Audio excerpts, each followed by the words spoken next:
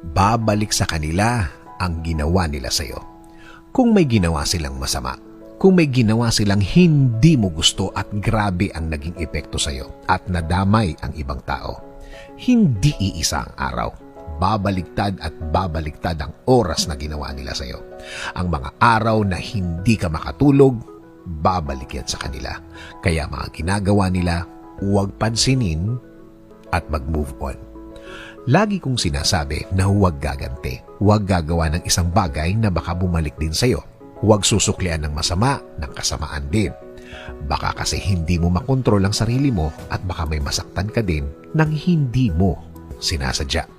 Minsan ang akala nila kapag nanahimik tayo, akala nila mahina ka. Akala nila tinatanggap mo ang pagiging api mo. Hindi. Hinahayaan mo lang ang dapat mangyari. Hinahayaan mo lang ang dapat na maging sitwasyon niya. Hinahayaan mo lang na makuha niya ang deserve niya. Kung hindi ka makikialam, alam ng Diyos kung paano maningil sa mga gumagawa ng masama. Alam ng Diyos kung paano sila disiplinahin. Basta hayaan mo lang siyang gawin niya ang kanyang duty bilang tatay mo. Sino bang tatay ang pumapayag na apihin ang kanilang mga anak? Kaya diretso lang, cool lang. Ang dapat mangyari ay mangyayari. Yan ang pinakaganti mo. Matutong mag-move on palagi. Mahirap, pero pwede. Lagi dapat ang tingin mo ay sa dulo. Sa dulo na ikaw ang successful. Dahil pinili mo ang magpakakalma sa sitwasyong dapat galit ka, pero wala kang pakialam at nagtrabaho ka lang ng tuloy-tuloy. Let us pray. Panginoon, lagi mo kaming ingatan. Lagi mo kaming protektahan.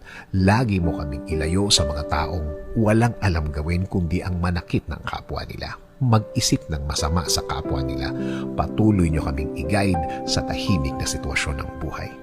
Itinataas po namin ang lahat ng sakit, lahat ng pasakit, lahat ng mga umiiyak kaming mga gabi. Palitan nyo po ito ng isang payapang puso at payapang buhay. Patuloy nyo kaming alagaan laban sa mga taong ito. Alam namin na hindi ka natutulog at alam namin na alam mo ang lahat ng mga nangyari at mga nangyayari. Alam namin na makukuha ng mga taong ito ang kanilang dapat na kalagyan. Sa ngayon, sa iyo kami, Lord, huhugot ng lakas, kakapit at maniniwala na ang lahat ay maaayos. Ang lahat ay magiging tama. Nangangako din kami, Panginoon, na mananatili kaming mahinahon. Mananatili kaming magpipigil para na rin sa ikaayos namin. In Jesus' name we pray. Amen.